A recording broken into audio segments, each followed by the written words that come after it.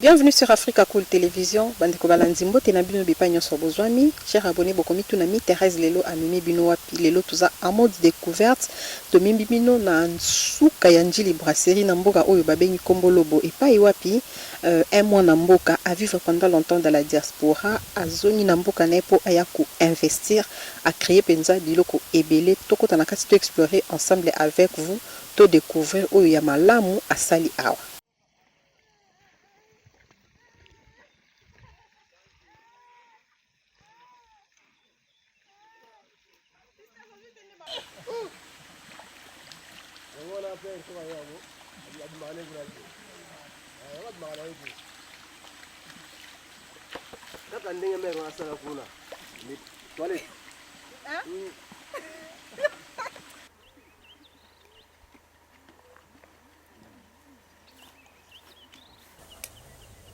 Voilà, chers abonnés d'Africa Cool Télévision, comme annoncé, Kibino Toza, en direct, il y a Ferme Espoir à mes côtés. Nous avons Monsieur Roger, Yende Aza, propriétaire, il y a Ferme. Bonjour Papa Roger. Bonjour.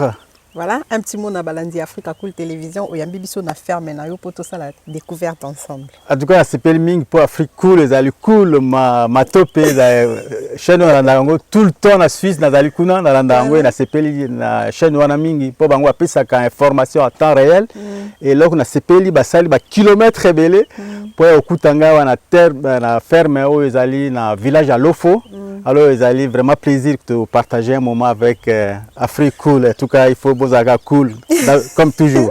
Voilà, Papa Roger, avant de manda visite na biso, mais quand on nous expliquer na balandi Africa Cool Télévision, yo au vandino na poto, biso awa en RDC to reva kato ya poto, mais yo au préféré otika poto po oya ko investir awa na mboka na yo motivation no ezalaki vraiment ni.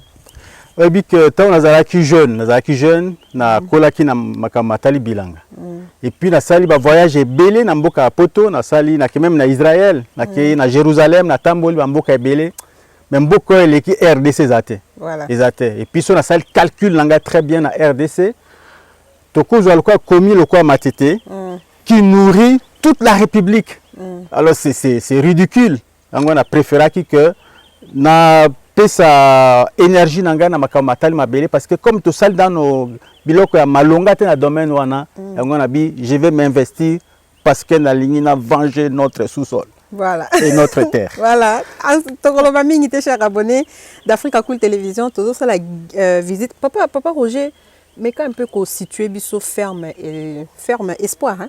Ouais, ferme paradis. Ferme paradis ezawapi et puis nazo mona ngo eza penza munene à peu près combien? Alors awa tozana 11 hectares na ferme awa tu travailles dans environ 5 hectares et puis les restes to sala malem non exploité tikali toko sa pe makala toko sa makam ebele toko tendre ba piège to kanga ba gibier na kati parce que c'est encore vierge il y a peu banyoka bazalaka c'est une bonne chose et puis banyanzivi ba kota makula biso donc ça fait partie des activités aux na kati ya bilanga wa donc tous na 11 hectares tous exploité et puis tous êtes très content d'un résultat. C'est quoi les 6 autres hectares on a beau exploiter, on a noté. Est-ce qu'il y a un problème de moyens, exemple, il y a un problème de financement ou comment? Parce que toujours linga parce nazo linga na tiango na norme européenne.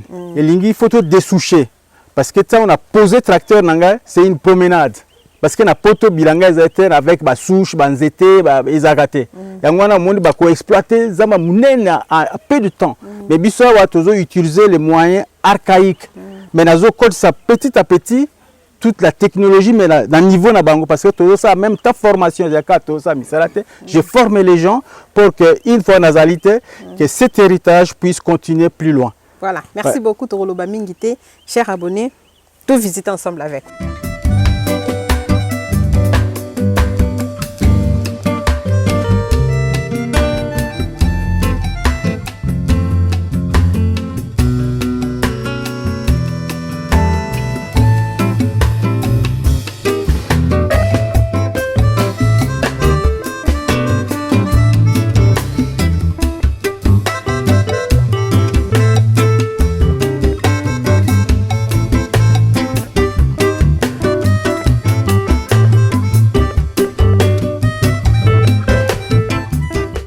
avant tout kota na moni nzete oyo et attirer attention na ngai mais kako expliquer na balandi ya Africa Cool Télévision eza nzete ya nini et puis ça sert à quoi? Alors oyo ba bengi mirabelle. Mirabelle a communément benga ngo confiture. Tant na kendai ki ko somba ba jeune plante na tout dit mais oyebi ngo confiture basala ngo nini. Abi non il y a ka ba mindele. Pourtant la confiture oyo bo mirabelle ce que coli to coli a fruit na mirabelle tout simplement. Et ensuite toko sala ni no bo sirop ya mirabelle. Toko sala ni no bo après le quoi boyo talanga bo cool Africa Cool. Toko sala gâteau la mirabelle toli comme dessert. Alors je pense qu'il y a beaucoup d'informations bah tu vas aller au courant.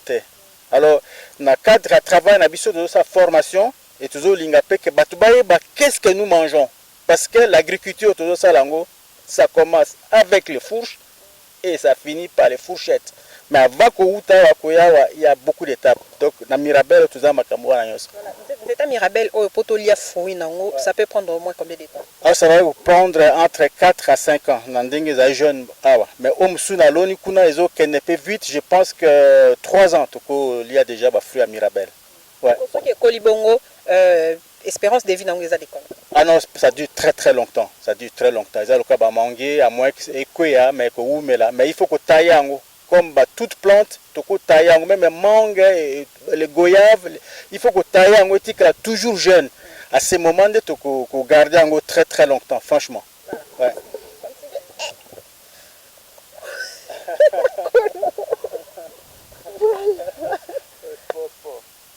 Qu'est-ce que c'est à brûler?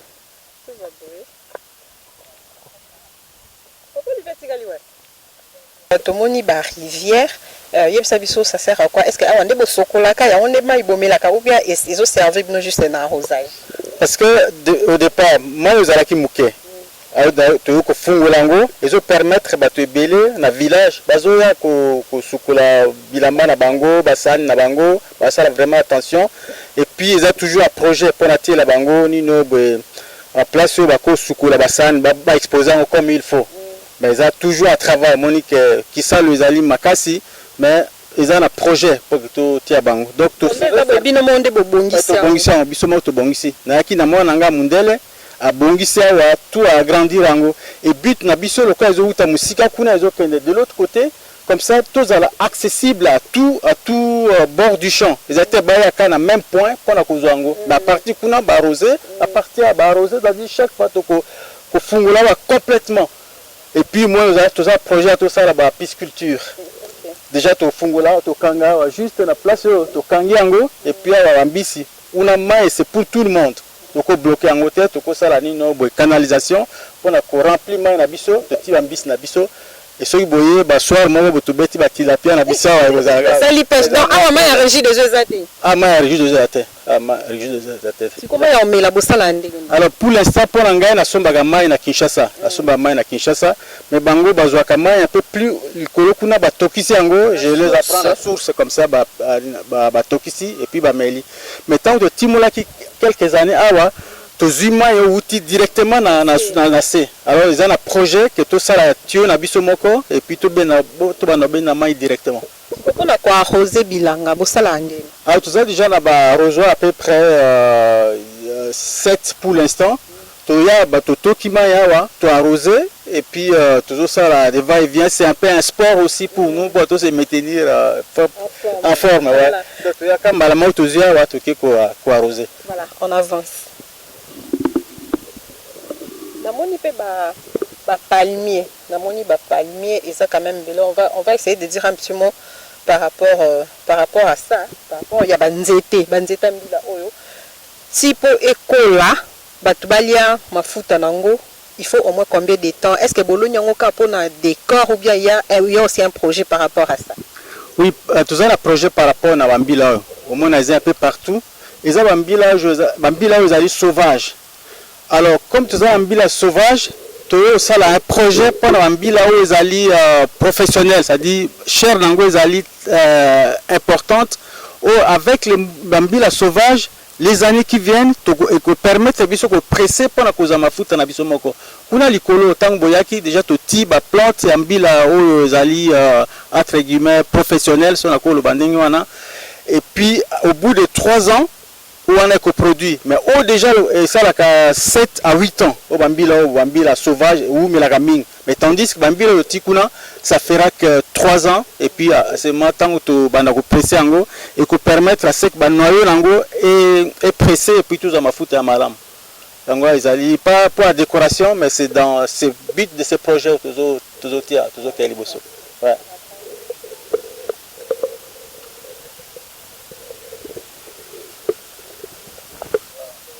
Avantage parce qu'avec Madesu, bozolo na nini papa Roger? Tozolo na Madesu. À Madesu, tozoa ki ba graine, tolo na toute cette partie au bord de la rivière Tikuna et à Madesu na Madesu. Donc toujours Kabola, toujours ça l'agriculture moko peut-être yebani mingite. Ba bengi yango la permaculture. C'est-à-dire voilà, la permaculture ezali ko sangisa, bon, na ko utiliser un terme très simple pour comprendre ou bato bazolanda biso ba comprendre.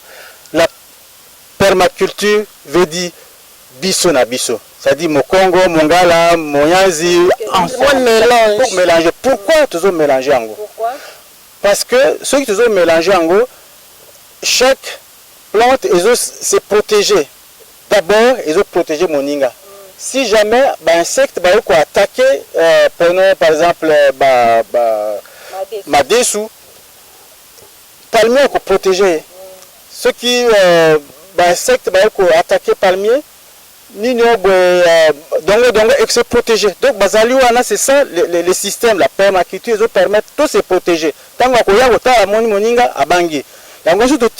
Seulement, par exemple, Madesu awa et peut-être insectes va ravager tout, récolte na biso za nul. Mais tant toujours que sangisango qui est la permaculture, ils permettre que tous en biloko on a tout sur place et puis on se protège. Voilà. Papa Roger, semence na yo ozwarango wapi? Alors pour l'instant, nazo kende zouta na Matadi. Na boma to kende na côté triangle kozango sur place parce que na koya na sali ba expérience na ba biloko zouta pas mindele, mais aussi ba bienté. Yango cette année on a décidé que nazo biloko sur place, nazo kende na semence, nazo zango na triangle.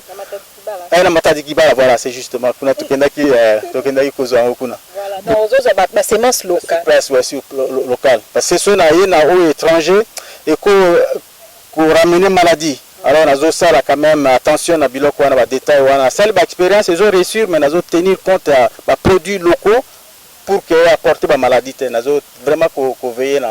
Comme Madesu au potolia yango, ça peut prendre combien de temps? 90 jours. Seulement? Ah oui, 90 jours. 3 mois. Bien sûr. 3 mois on a bimé bote kaou qui on bien sûr. Ah bon? Ouais. 90 jours. Chers abonnés, on vous promet, dans 90 jours, on y a Madesu, il y a ferme paradis. Voilà, nous avançons, chers abonnés. Papa Roger, alors, tout le monde est plate bande, on te bien en alinga la mikala. Voilà, alors, boloni ni. Alors, en alinga bien agronome, comme ça, c'est beaucoup permettre. Voilà, il n'y a pas de souci. Agronome.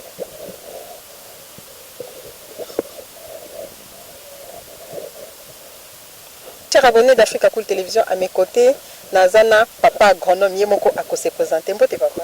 Mbote maman. Kombo nani? Kombo na papa Ntimba. Papa Ntimba, oza agronome ya ferme paradis. Yebisa biso musala no apenza eza concrètement.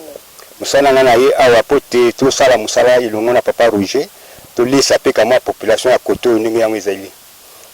Tolo na awa ndunda dongo mikala oyo na préparer na l'unité mais ya pa tolo na tomate. Toza na carotte na germoire, toza na tomate, toza na matungulu, pomme de terre, tolo na kise bandela ko germer déjà. Après tolo continuer misala makasi ndi awa, tolo na suba palmer likolo kuna po te to mi ko sala mafuta biso moko le soir. Ya tout est important ka non. Tolo na bandunda awa za bio. C'est-à-dire tolo tango nini te po ce qui makamusu sa mate, tolo na za bio. C'est déjà naturel. C'est la engrais chimique. Tolo sala la ngote. Bo fumier ning bo salela. Tolo sala moni mat oyo biloko to sali awa ezali fuku oyo yali to kotumanga moto. Tata kotumanga moto na cendre pour tulu. Na pour tulu on tsa ba pocket oloni biloko na biso. Ya on est singri fotolia yango parce que boyi malade mususu zoya pour na engrais chimique moto abela attention hypertension biloko mususu na eza malamu te. Il faudra compléter parce que la machine moko ezali broyeur de végétaux. C'est-à-dire tant que tu biloko na kati ya broyeur de végétaux ils ont facilité la décomposition. Au moins que ceux qui ont kati dans un exemple, tous unis no masangu, toli masangu. Tout ça nous était na masangu là oni. Tout quoi kati, tout tiango to broyer ango parce que servi biso comme engrais. Tous unis no nguba. Ole nguba na se, mais ba faire na nguba. O ça nini? Biso tiango na kati na machine wana qui s'appelle broyeur de végétaux comme ça et se décomposer rapidement to zong siango na mabele. C'est ça que tu as dit. Tu as utilisé engrais. Ah non, tu as utilisé kabilo pour un cannabis.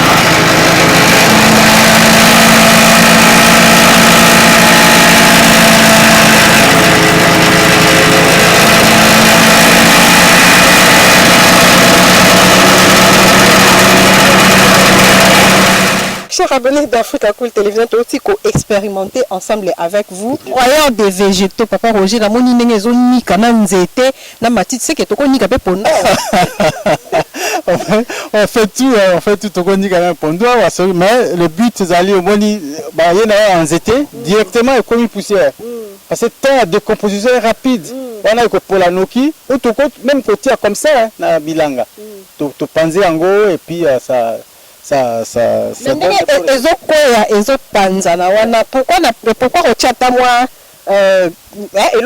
recueillir oui, justement, vous avez la question à ma casse, mais tu as la réponse. Donc, normalement, tu tiens quelque chose, ou tout simplement, tu as quoi, moi, quand tu le but, tu as tout le temps au même endroit.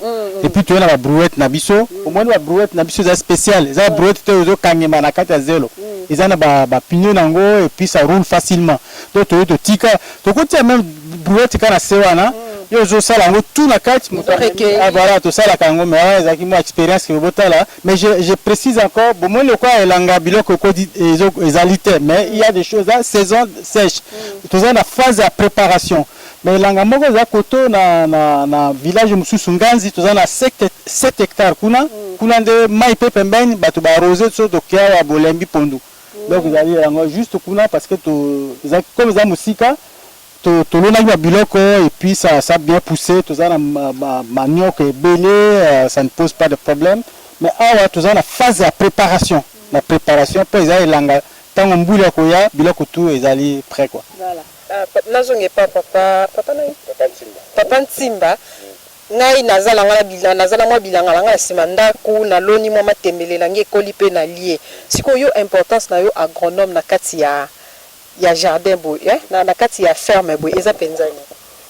mais tina nga awe ezali poto lona bilona c'est-à-dire ko balona mabele tanto balona mabele ko talisa pe batu mususu ke no biloko to lona awe ezali bio c'est-à-dire ba mama na ba mboka ba umi na tango mulai ba le biloko naturel c'est-à-dire tanto loni docteur na dongo eza oyo to loni to chango na engrais to loni dongo na biso esengeli ekoli pe na ningi yango ezaleli net awa préparer awa to loni madesu ane toloni awa ekoti fumier te ekoti pe engrais te toko tia pe mai te na humidité nango à partir ya juillet malili ya makasi ya bani kokola donc bozo landela pe kolona selon saison si biloko surtout ce que on nango fotala temps o eza pona boye ce que bambule leki makasi mingi temps oloni madesu ekokwesa ba fleur bilona sikoyo rentabilité ya récolte ko za bien te on doit ça na ninga temps netoloni amade ce sikoyo ce que tolona su mususu peut-être là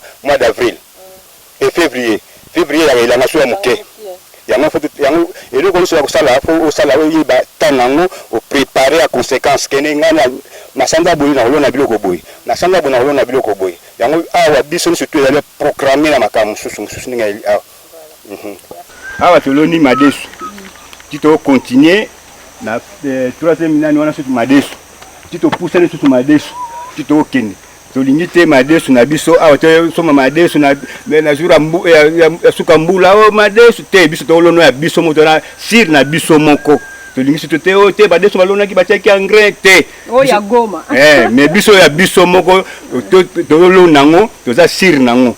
Voilà, merci papa. Oh bon on dit tout. Safu. Eh, ma bête est c'est pas mal bon.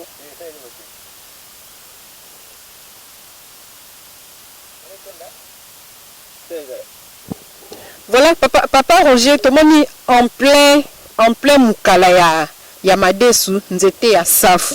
Est-ce que ça va pas déranger croissance ya madesu et dans nos métiers? Non, c'est justement de naïpsa qui va na pour la permaculture. Il faut que da bengina nyo madesu baza muluba. Azobate la madesu za mungala. Azobate la mbilo azali muyanzi. Ensemble la permaculture. Yango toujours tiango ensemble. Et puis l'homme sous papa expliqua qui agronome expliqua qui que toujours as la question à saison. Na ko laksabino calendrier mo azali nango na poto comme un calendrier lunaire. Tom sous soloni madesu na février le 20 février. Aujourd'hui 150 sacs. Et na février oloni yango le 23. Aujourd'hui 3 sacs. Olobi comme finga mabela ba Congo e pesa rien. Ezali question il y a la lune. Est-ce que tant tolona ki madesu la lune elle est comment? Est-ce qu'elle est descendante ou elle est montante? Tout ça toujours talango.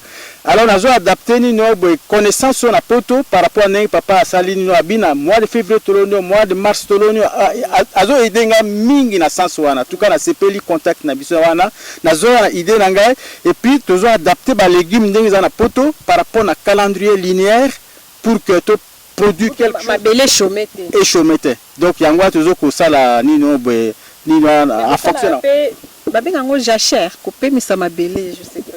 Alors avec nino be la permaculture alors justement je préciser pour la téléspectateurs maman mi Thérèse anga za Marie na za mwasi nanga mundele na ba nanga mundele comme ça boza la ba jaloux boza la na ndenge na bino kuna mais avant na to se cannabis tout le temps boza te bonga za na mwasi nanga mundele to za ba nanga ba moga za na Canada moga atika a bisi biso ke batu basala ki mai wana bato ba canaliser mayana eza ba na minde.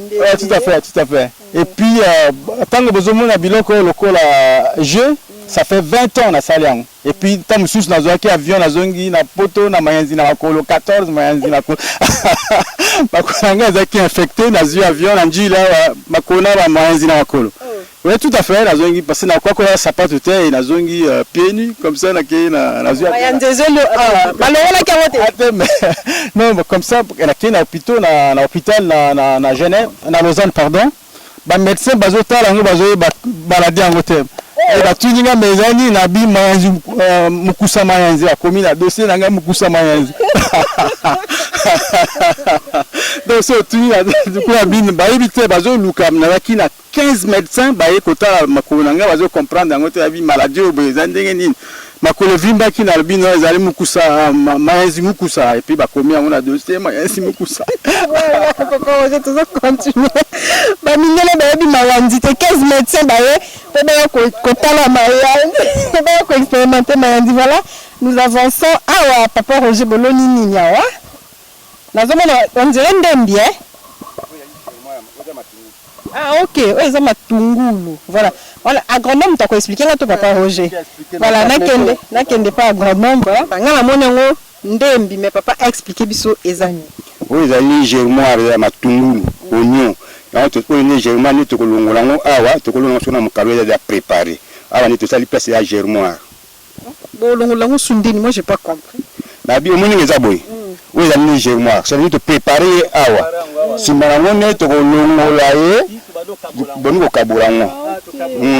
Peut-être tout ziga même oyo, la même place ban mobimba. Parce que awa to kozwa moko comme ça to comme séparer en Donc les amis bobois qui ba graine pour et germe. Je comprends le terme germoire. Et bandiawa et puis après to kolongola wa ndenge akaka ranger obwe. Ceux qui to kaboli yango kozwa ni plat ban mobimba. Awa batwani no bogambela ba kolemba ba matungulu ko ya nango wenze. Ça peut prendre combien de temps pour to lia matungulu? 3 mois. 3 mois. 3 mois, tu es sur la récolte. Minimum, c'est 3 mois. Mais tu as même peu de courgette. C'est 1 mois. Tu as la courgette. 1 mois seulement. 1 mois, na courgette, tu as salade, beaucoup l'ambapé, botimba bien, nakati. Tout ça, tu as la même formation à ce qui concerne la cuisine. Parce que ils seront curieux, on a la curieux. Voilà. Et puis la cause même ambassadeur. Nabito compatriote azana zamba kuna aka otala iposo agola libanda. Ala ça. En mode visite guidée na kata bilanga. Papa Olivier na moni beloni. Toloni tomate. Tomate en peu tout ça après tu dispatcher tu kabola parce qu'il faut respecter la distance ya bilona. Donc tu retiens ensemble te séparer en gros et même là ça prend déjà 3 ou 4 bikala on dit balobaka et puis à côté ici tu as la carotte au moins tu as beaucoup quelque part beaucoup chaque fois toujours ça là un travail qu'est-ce qu'il y a à côté parce que les carottes quand ça nango seulement ils ont bilé na balapin tu as na balapin kuna likolo. OK donc tout est important. Alors tout est important.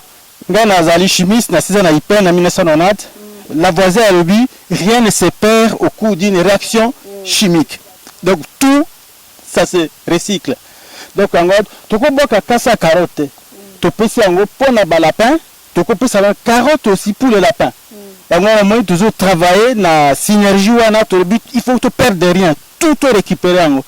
Alors tu travailles tout ça avec tomate aussi, tu peux ça bangulu parce que au moins tant sous tout ça la élevage to sali peut-être masangu ezaka pour na biso mais to ko sala bilanga masangu uniquement pour na bangulu ou uniquement pour na soso to ko soit hectare mobimba to bi hectare obo mais to ko fanzala mais c'est pour l'alimentation d'animaux yango toujours sala nino opération wana carotte wana si je comprends bien papa Roger ezaka kaka pour na kolia te mais ça pour na kolia ça tuna mayele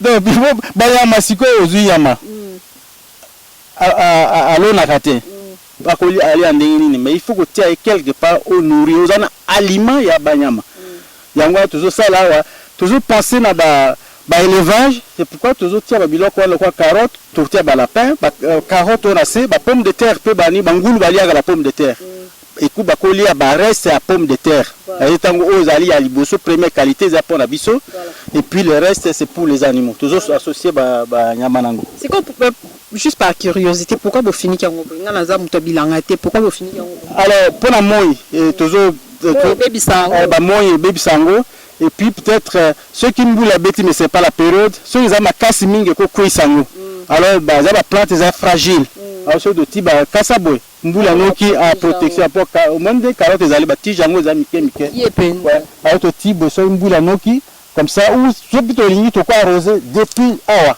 comme ça zo tanga le ko la mbula mais un peu tout fin avoir toujours ça protection pendant moins d'une part et d'autre part peut-être son mbula tout d'un coup mais c'est pas à saison et cueillir comme ça et écraser biso ba voilà préparation to moni autotika banino ba pondu ba pondu soki ya plastique ou je sais pas quoi ba benga ngo caoutchouc voilà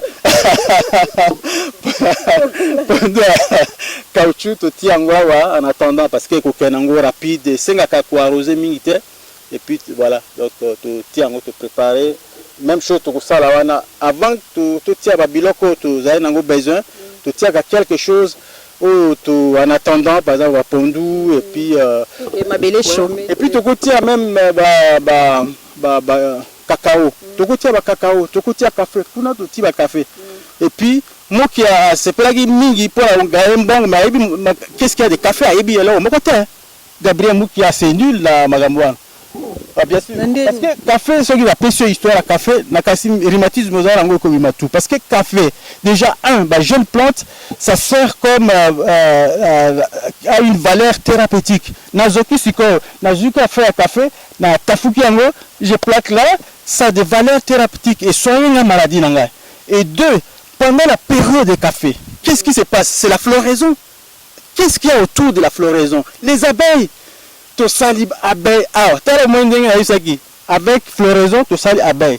Nazara mondial mogo azali na 8 palettes azo dila ko poser en moi pour ceux qui te savent fleur café to réussi à ça la baie et puis ba miel bien sûr et puis miel et je sais et début ce pour la tout au tilani café na chauffement ikaka omeli ça t'aide pour la tout et puis avec la cire to ça les bougies et je peux là monter peu là talaga la nino Papa Roger, une petite question de curiosité.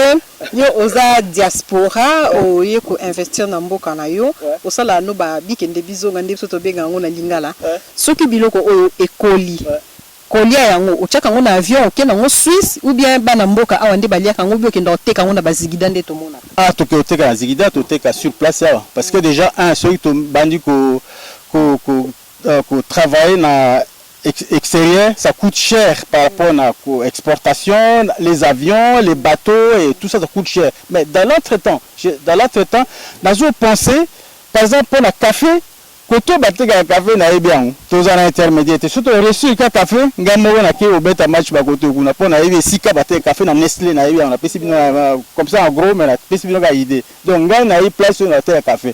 Donc, malin, tu as reçu parce que ceux qui ont reçu le café et le cacao, ça va nous apporter plus d'argent pour investir dans le mais localement, les carottes et autres, tu as sur place.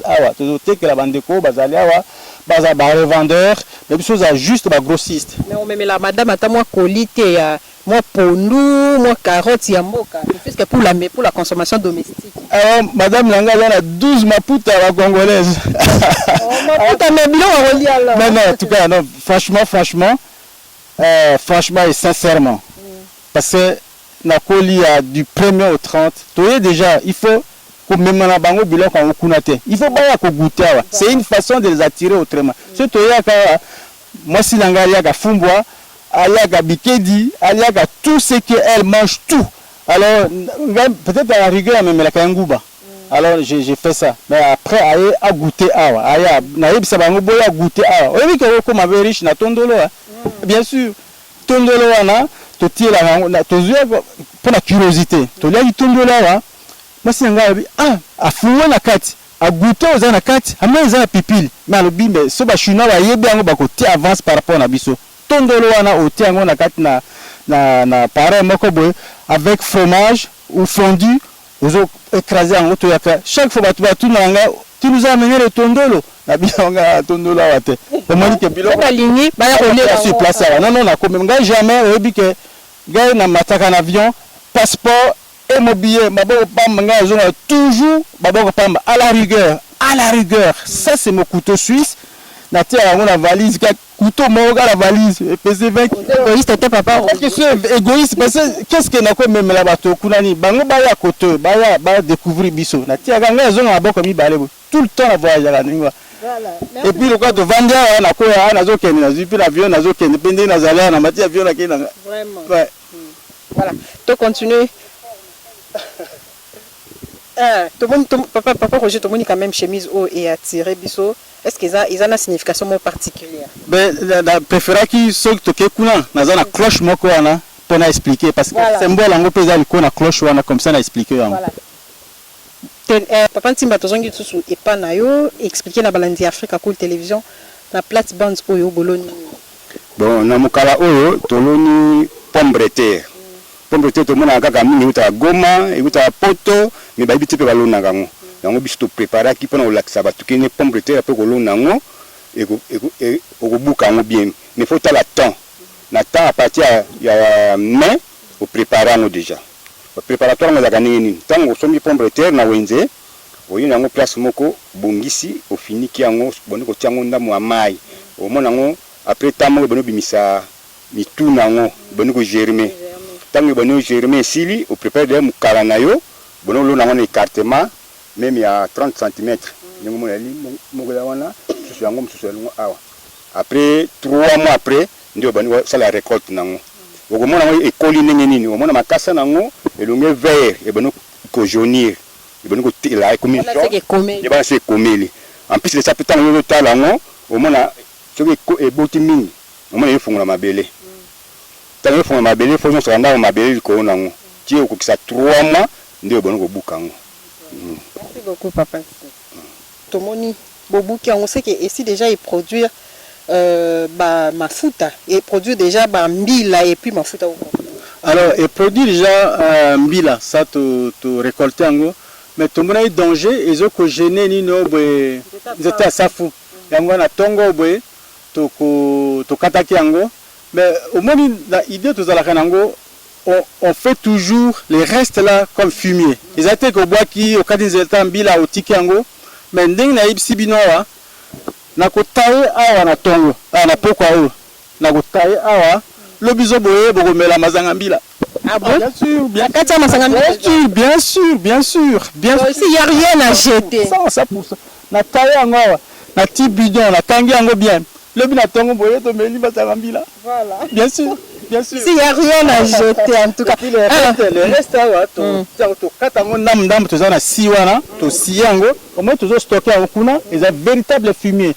To ti yango na tango ko pola ils a fumé na biso et to ko sale lango to zongisa yango na mabele et puis voilà donc Papa Roger espace ya vide oyo Roger nango eza penzani. Alors espace ya vide boy le quoi ceinture wana to ko tia nini boy to ko tia bitabe Kemba bolo na tezali to ça banane douce et puis banane plantain. Donc to tia tout autour ndenge boyaki awa na tongo boyoza makemba bozoli habitabe to kalingi makemba. Donc ça, il faut que ça soit possible à tout moment to tia ngo et awa to tia pastèque et concombre. Tango et sili to ti cacao parce que awa il faut de chocolat. Ka chocolat ou daga poto to ça la chocolat. Soki boyebi ka chocolat na Noël. Na Suisse chocolat za nzeta chocolat na kena une fois na une entreprise boka munene za na bro na Suisse na tala mindele ya comment expliquer chocolat na kati bango na bokata na kati bango na bino je connais l'histoire de cacao depuis en bas juste ici la bokata tant on a expliqué à mindele mais bazar chocolat baza na okuna mais ça j'ai mal à la tête comme on ndenge na fête ceux qui comme la fête de l'année et na Pâques bazo sakana chocolat ko sala makambo mais comment biso ba kolo chocolat kolo cacao tozo sala chocolat ça je deviens dingue, je deviens malade. Voilà. Donc projet wana awa tout ko inondé na cacao et puis les années qui viennent cacao ça fait 4 ans 5 ans to bani première production. Papa Roger, ce qui yo ozate et qui ozongi Suisse, nanya superviseur misala nyoso ou bien quand vous partez, tout s'arrête, ce qui yo ozongi ne misala les autres. Et ça question à responsabilité de chacun. Il faut mutu na mutu azala na responsabilité na et ce qui est stratégique dans l'histoire, pongazo na ya mutu ay bakate. Mutu moko ta ko ba mokolo na oya. Au moins la bota na bengi na aéroport ba zonga un jour avant.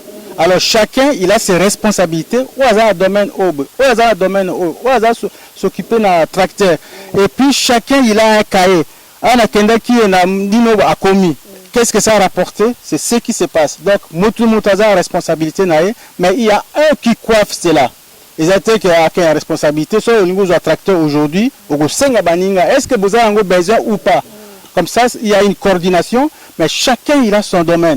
Parce que si pièce est bouli ou bukani na kosenga na mutu aza responsable nango. Il faut ou bien soit transmettre nango te pas na oazo coordonner mais il aza responsable il faut expliquer nango. Donc il y a question de responsabilité pas que tika bato boye bazo muta azo sala na ndenge na été mais muta na responsabilité na. Papa Roger, j'ai remarqué que Babilo mingi o bozolo na awa durée nango eza seulement 3 mois. Pour nani? Parce que la durée minimale, la biloko est belé, la bandunda, la matembele, durée nango minimum, ils allaient 3 mois. Durée nango, à part concombre, où ils allaient 1 mois, à 45 jours. Courgette 1 mois, courgette 1 mois, mais tout le reste c'est rapide. Et puis encore pointe, 3 semaines. Pointe au Boliaga, c'est 3 semaines. Alors, au moins ils avaient toujours tout ça na étude parce que ceux qui na 3 semaines tout ça lango belé et puis police n'est pas bien le but mais de toutes les façons tout on a un système à récupération comme on a ça que on a la machine moko broyeur si jamais tu reçu ko évacuer ba produit en terre toko récupérer yango et puis to tiango na machine broyeur parce que même na kende na nino na marché ezala na bitabe ezala na matete ezala na mona biloko ebele ezobe basadi bapondo babwaka yango posa kuna lokotango na ya na koto parce que c'est des choses naturelles pour ça na so azaki na camion moko ben moko nazo lokotaka nini wana na yango na utiliser wapo na ko sans que to que no somba ba insecticide za musika et puis ça coûte cher mais tu utiliser biloko ezali localement et puis servi biso donc tout awa biloko tozo sala yango toza na système à ko récupérer to banga biloko moko te chaque fois tozo récupérer pour servir biso na comme fumier. Voilà, to celui-ci côté ya bilanga to kinde sikoyo côté ya ferme parce que papa Roger azakaka côté bilanga te azape côté donc ce ko oliendunda olepe moi musuni. Voilà, to kinde na bien ensemble. Voilà, chers abonnés à Africa Cool Télévision, to celui-ci na kati ya ferme paradis côté ya bilanga to ebongo côté ya ferme bon ndenge tomati ba cache net parce que côté Solongulele qui voilà, donc on peut visiter ferme paradis ensemble avec vous.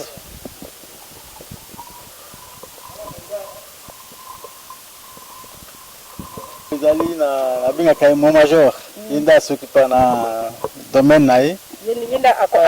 Ba soa salaka ce qui a makambuye moko zali responsable nango. Ouais. Alors là toujours tient en place. Est-ce que pour na senga que chaque vache a identifié comme dans le cadre chaque cochon voulais-je dire a identifié comme ça nazola na soki na zukaye na telle vache n'importe qui a na ni suivi wana une idée générale ezate que muto azalaki malade amonanité tout ça mutaye tout ça ni mokawa na coffre atini a commis évolution basala ki vaccin mokoloni vétérinaire ki mokonini comme ça est visible pour la biso. Donc il y a des alliés responsables. Bazo benga ye major. Mbote ndeko. Mbote mama. Asimbe langa yo. Ba benga major point. Bon. Comment major va benga sanga ezali kuma ndenge mabete. Saka kombo kaka ba jeune kaka ndenge banoma kaka. Mais ngai naza na charge makambo côté makambo ngulu awa. Toko ta expliquer biso ndenge nini makambo ezoleka. Wow. Katia porcherie major a expliqué biso ndako oyo ya liboso bangulu oyo baza oyo bangulu bomoni mibale oyo bazali bangulu ya basi bazali bangulu ya basi ndo moni ke to baza combien de mois oyo ya munini oyo azali na 4 mois oyo msusu oyo azali donge na 2 mois et demi attendre déjà 3 mois siko boche bango basi pona ninda baza na nani bakomi na age robota ti bon bangula basi singeli kotia bango sur basi place moko bon po bas donc ni basali bongo faut fond la place moko ya basi ya ba ko mala état de chaleur discours ko soit ya mibali toni kotia bango pona ko couper bango maintenant ki basana mike ba comme état de chaleur il faut bazala bango sur place état de chaleur est commandé ça partir combien de mois bon sur comme à partir à 5 mois abanda ko sentir da état de chaleur banda ko salama te 6 mois na 6 mois na bangonde wasko komi na temps oyo chaleur pa bani ko pesama esinga siko côté la bango mbali wana pona ko couper voilà avancer na moni awa donc kuna ya liboso ezalaki basi seke oyo ya mibali baza mibali bon awa pe awa bazali mibali misato na basi mibale siko esengeli to silisa musala na place oyo to tsa pote bandeni ya kozwa ya mibali to tsa bango côté ya basi batika oyo bomoni 5 oyo bauta bango bauta place moko ndenge bazali boye baza na papa mama baza rasi moko donc ya mibali oyo bakoki na couper oyo ya basi oyo te donc soki comme état de chaleur donc tokozwa mibali ya awa ni ba couper oyo kuna bomonaki wana ba oyo bazali awa tokoluka vera mosusu mpona kokouper bango bango longo rasi yango bozwaki yango bango awa oyo bautaki po te saka ya kasika awa merci beaucoup. Bazoliani. Bon, alors tous les sabons sont de blé, maïs, na semoule. Bon, bakoko na bazoliani. Wasko baolia bandiga mbila na. Baza soin bosokola bango. Oui, na sokola bango na kumola na lungo banyena bango na nettoyer na se na sopima ya pena eko kota sko pona bango mo pona kosokola ngo bomuna bango kota. Sokola bango tshaka bango wat. Kaka si place kana place bazali. donc bango panzi moko komboli donc quand basali bongo nazo kumuna lingona banyena bango nazo siko mai na rozwa nazo sopa zo bimana mdusu bomoni kuna après ndisikuyo amani kosukula bango na kotela ba biloko na bango awa mai na bango ya omela ngo kuna ba kosa komela mai ba meli basukola pe kuna pa pe ondenga na sukola bango pe bango basukola bandenge na bango basukola pe kuna bazana ba kombote bon bazana ba kombote bonjour ngulu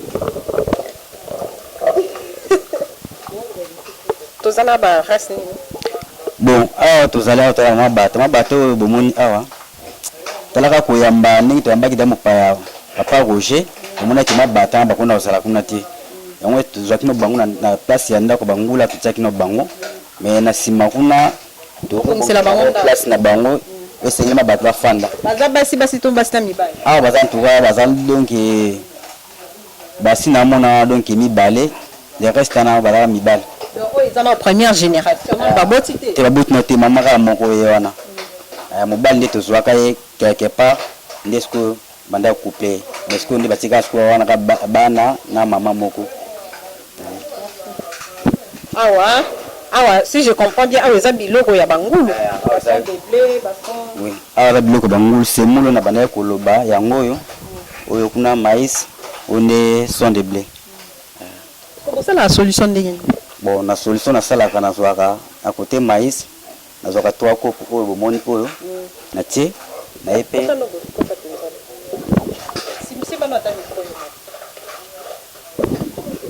bon awa ezali maïs na zwaka 3 kopo oyo na tie na epe na son de blé na supe 3 kopo na mesure na tie esa le rôle 6 na semoule na tiaka moko na ndamu yango ne siku na salsa talaka mélange solution pour na bango et na kieko pesa bango siko wana soko sali solution bango eza kolia na bango ya journée mobimba na tiaka penza na quantité ou qui est la teke na pesi tongo na pesi poko te atila bango na mesika na pete na koma tongo na mona quand même que témoin ndamu pia kolia et comme ça ba ote tongo voilà dino bozo travail na ferme paradis papa Roger musala ezoleka en tout cas musala ezoleka kitoko ni bomona côté jardin kuna ngai pe na za toujours na jardin ngai na tayi côté makambo kotia mai kotia pi kolonga matiti yo to sala ba misala wa mikala ndo tracé na gonomi na ngai en tout cas papa Roger azali na ba idée moya kitoko pinza ai ko sepela pe donc asepe na ndenge pa kuta na biso ba kombata oyo to ana volonté to tina mbongo na sima to tina musala liboso po musala ndi yango ni mtu ekopesa biso vie ngai bandi na kosunga pe ba parents na ngai ezandi musala bino boza batu ya mboka oyo ngai kati ya komona nga boye nga azali na nga mpaya na mili oyo nga mutu ya mai ndombe nga na mwana mai ndombe na uta mboka moko na onyoki na mwana nyoki banda pe ko travailler na ferme mo ezalaka kuna ndeko na biso po ngai na musakata no propre na nga musengo major kana boyo ga ezaka doke na silo musala nga na banda travailler pêche mo to pêcher comme na filet ali fumba nazali chenete nazabe plonger ata filet kangami na sama na dindaka en plus pe charge ya makamba filet wana ezala pa na ngai donc na déjà disons le rôle à 10 personnes oui filet c'est la pa na ba tuna kete en tout cas le programme pêche ndenge nini on peut ça pour yango na siko kolo filet c'est pela ki na ngai ni baba te yo pinda capitaine de l'équipe yo net major de l'équipe babatiza kana bongo eza ndenge mabete eza ndenge musala ka ndenge bano sala wana yango na bapesa nga charge na pe merci beaucoup major to retenir pendant longtemps que tout ce qu'on continue musala en tout cas pour na musala na kolinga pe kete Nzambe asunga papa Roger na ba idée azali nango na ope biso na gonda mtu agonda mazana ngo en tout cas musala kende liboso penza merci beaucoup merci voilà papa Roger awa toujours récupérer nyos omoni tout ce que masuba nguba bangulu pardon basuba ngulu izaba ben yango benga ngo ba purin awa to récupérer yango to ko asperger yango na kati ya bilanga et ça la fumier omoni que na moyen nyos toujours luka que to récupérer nyos jusqu'au bout ba détail yango na donc purin ezo ya couler tango azo sukola ngulu kuna na kati ubangulu ba yosuba omoni déjà bloqué et puis to salima système quand se to poser yango là directement toujours na kati na récipient oyo te ezo sangana maite parce que mai za na se ezo bima mais ezo flotter seulement parce que tant to tia nini awa te ezotamize te, c'est-à-dire awa masuba ekoya kaka mais ezali bloqué ezate mona awa oka na se kuna ezaka mai. Alors tokosala une sortie na se awa po mai yango ekende comme ça evandi na se comme il faut. Mais ça ah oui, ezali na propriété moko importante mpona kotia yango na bilanga. Ouais. Bazotonga ndako mpona baouvrier ya ferme oleke basalaka bakenda bazonga, ils peuvent s'installer ici tout compte na kati parce que awa nde balapin bazali voilà mosala ezosalama bolimbisa biso ya to déranger bino mwana voilà balapin bazali papa olemoni bon balapin omonaki nayebisaki mpona carotte nde tozala yango ezali déjà mpona konourrir balapin. Balapin se produisaka rapidement surtout couplé bango to couplé bango à cause rapide bana bazali mais tozotika bango na stand by parce que oyo bezali basali construction yango provisoire parce que ngaso na betaka construction balapin c'est professionnel donc to beta en provisoire natala ndenge ni bazoleisa bango nazo étudier bango mais ngata na kobeta yango a batol bazali sans domicile fixe te bakola na tika ya bien bazoli pe bandika balia bandika mais balapin ezali facile kosala élevage na bango mpo matiti nyonso tozomona awa balapin baliaka na bango baponaka te eza bamanganga ou bien bapelouse bakolia na bango donc tokopesa bango wana balei ntango na kobeta nino balapin c'est professionnel nakanisi na oya na mwana nanga mobali aza menuisier yenda koya kosala makambo yango comme il faut donc na norme ya biso kuna ya kosala yango parce que toza na balapin na poto toza nango epa na mwana nanga 29 lapins 29 lapins aza na 46 poules pondeuses donc chaque jour toza à peu près na 38 poules pardon les œufs bamaki na Papa Roger oyebisaki biso ke madame na yo aza mondele bana bazala mwa mélange ya culture wana est-ce que il dérangera bango te ou bien soki baye awa na kin baza à l'aise soki baki pe na Suisse baza à l'aise? En tout cas awa bazali aux anges franchement parce que moi nangai soki abimisika ballon na foot amoni bana 15 baye papa est-ce que tu les as appelés? Parce que kuna po bana baya 6 il faut passer à téléphone est-ce que tu veux venir jouer au foot avec moi mais awaka balo katango koyaki azo mona bango to yaki na ba varese azo sukula ye moko na mai kuna et puis azo mata et puis moi nanga moi si a sepela ko mata liko moto wana baza 4 ou 5 wana azo sepela nango azo découvrir yango c'est quelque chose ce qui chaque fois ba lelaka baya kaka ko même ba camarade na bango il y avait 15 balinga ki baya na 2018 Panzana ou à désordre quoi. Mais voilà cette fois-ci toujours là pour moi nanga moi c'est que Canada et puis il y a mobile à salle armée parce que c'est obligatoire en Suisse à salle armée sur la 6 peut-être en 2022 ou 23 donc voilà.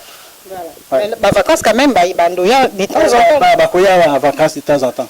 Il faut te prévoir.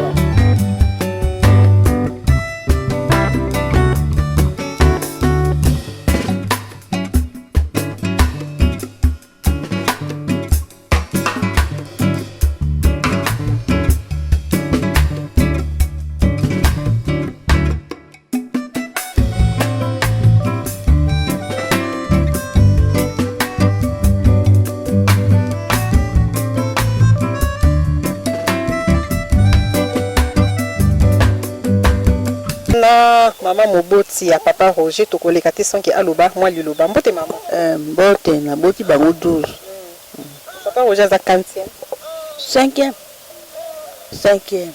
ko erozo mone azo sala musala bilanga tiki poto aye ko sala musala bilanga na kati ya mutema mama ozo yoka ndenge nazo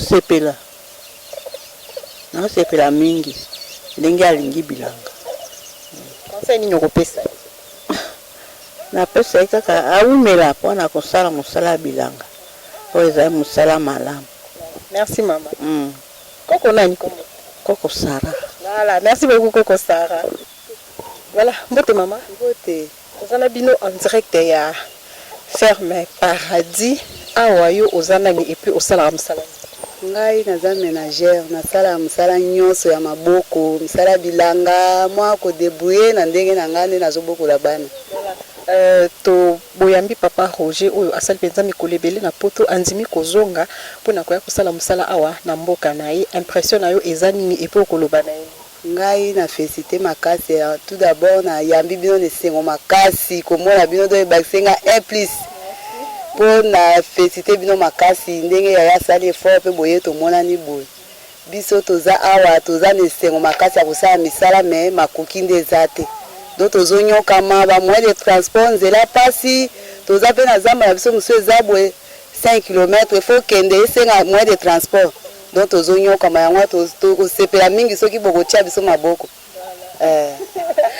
badivise bokutala lango mingi eza ya déplacement en plus moi kovivre eza mwa pasi na papa Roger kasi koloba na ye nayebisi papa Roger boye napesi ye matondo mingi na oyo nyonso azokanisela biso ya tout le temps donc azobosana biso te soki omoni mwa bathomson mwa banini eza ye mbote eza chauffeur oyo okomisi biso ntina kati ya esika oyo oempruntaka nzela oyo quand même chaque jour badifficulté nini okutanaka nango mpe okosenga nini na bakonzi wana nakosenga na bakonzi ya leta basuteni biso mpona mambo ya nzela mposo nzela eza bien tokozala epe bien fréquenté chaque fois namoni mondo ya osepeli donc bandomona eza mosika me tant tokomi oza très à l'aise osepeli ya plus oka nzela eza bien donc ozala oye ovandi ata na ntongo po kobimi oyo ezo mpe bandunda comme ça tobimisi toza chaque fois koalimate ya zigida donc chaque fois so toza na biloko na biso so nzela eza bien olongwa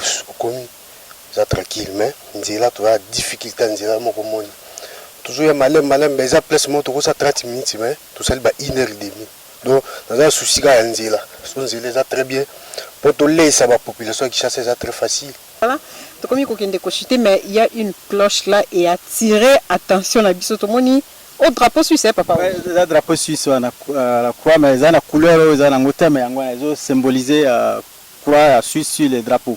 Voilà, si continue ngonga ngwe parce que la moni signe za awa yango pe kande za nela. Voilà, oyo babenga ngo Edelbaz. C'est la même chose za likwa bilamba. Et ça fait 20 ans na yaka toujours nango. Mais il faut boyo gagner.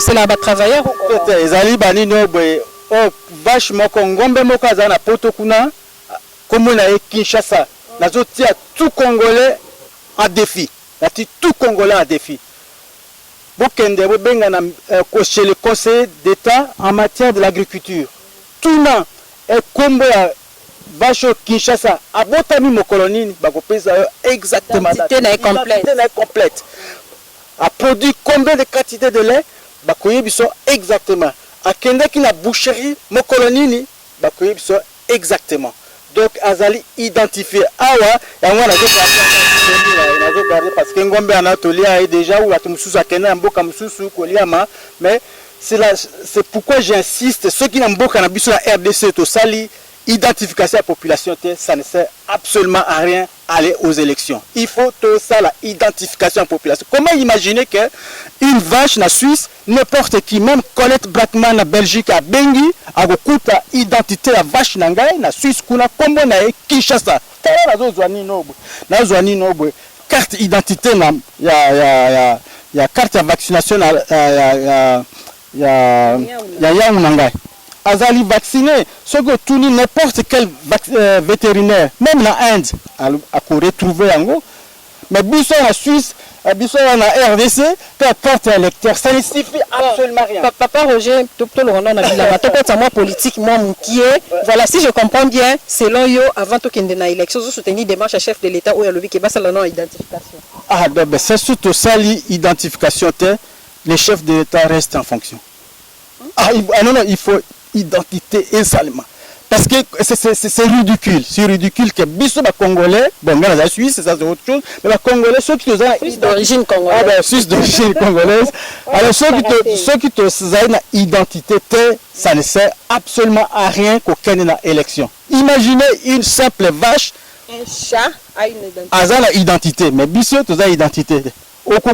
Ba chat sur la Suisse au bazar identifié mais ba vache bazar identifié mais biso la congolais zo mona nani non na kikole to ko yebate so kaza nani tata na wapi ba koko na nani to zo ba konza mboka msusu wa to yebi tata isika wutite mais c'est ça il faut tous vraiment identifier tous à identifier. Moi, je tiens, c'est la moindre exemple.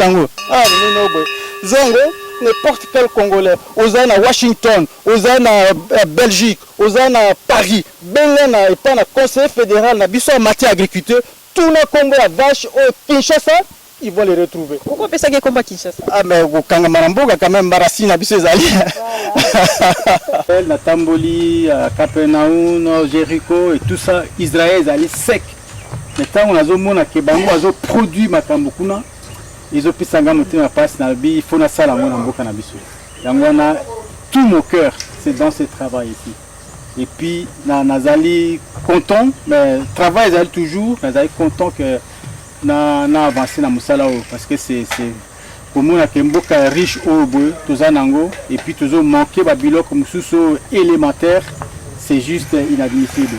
C'est pas ce qui tient la Suisse, c'est le travail de la terre. Bango baza ba grand lobby parce que nanyo boy matata poyo soki asisi da kosala makambo na ya tout ça bokangalo après akozonga na ndako ana bokangalo so azongi après akolia ni no pondu hein. Mais qui produit ça? C'est l'agriculteur. Monde vital tozo zangango. Ça c'est des choses tango yota ba politicien na biso. Imaginez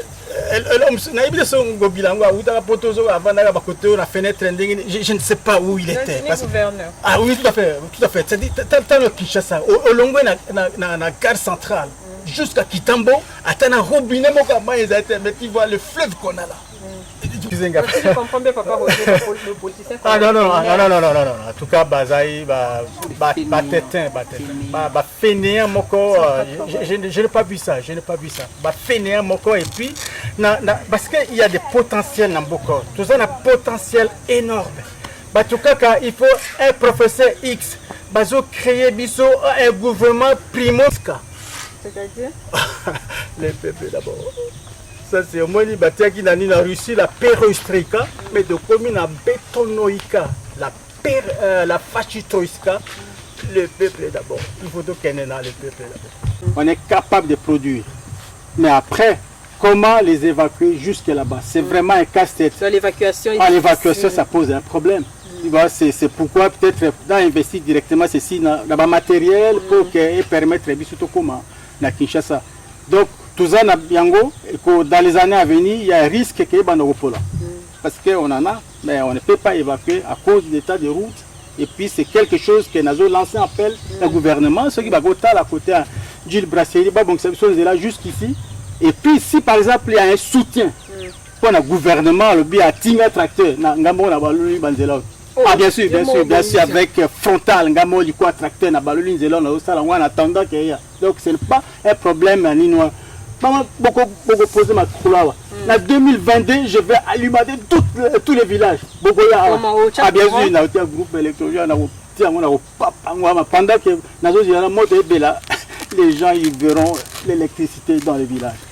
Papa Roger, toi qui es clôturé, bon, on a bandé, baninga nous sur la diaspora, oyo, bavandi na poto, bani pesi beaucoup plus la fainéantisme et tout, mais ça dit, au moins que même ça, il y a un autre aussi aspect, il faut te distinguer, parce que bandeko na diaspora, bah puis ça va confiance aussi pour na bandeko awa, et puis ça posait beaucoup de problèmes bandeko, on a tellement qu'ils sont fainéants et découragés bango, parce que tant on a passé la mission Mokoboé, j'ai eu à peu près 1600 diaspora à Beninga.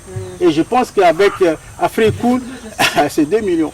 On a téléphone et je pense que ça, d'accord expliquer ceux qui vont contacter ya to bon samboka. Talam de comment diaspora sombi à 11 na motivé, nous sous à sombi côté 2 hectares, comme ça to sali synergie. Aïe na moi idée nae, gapé na idée nae. Tant on a besoin de tracteur na utiliser, tant on a besoin, il a utilisé comme ça pour un seul tracteur. Donc bandeko ba rozala pena besoin que ba ya kosomba hectare na bango ba contacter yo. Yo sont comme déjà autochtones. Oui tout à fait, mais le problème d'argent ils ont la cabiente, je n'aime pas que na servi intermédiaire prêtre komiko bundana. Alors ba contacter bandeko na bango baza fiable. Peut-être batunia wa balaxi bango parce que je n'aime pas franchement na lingras à sincère côté argent et créer un problème.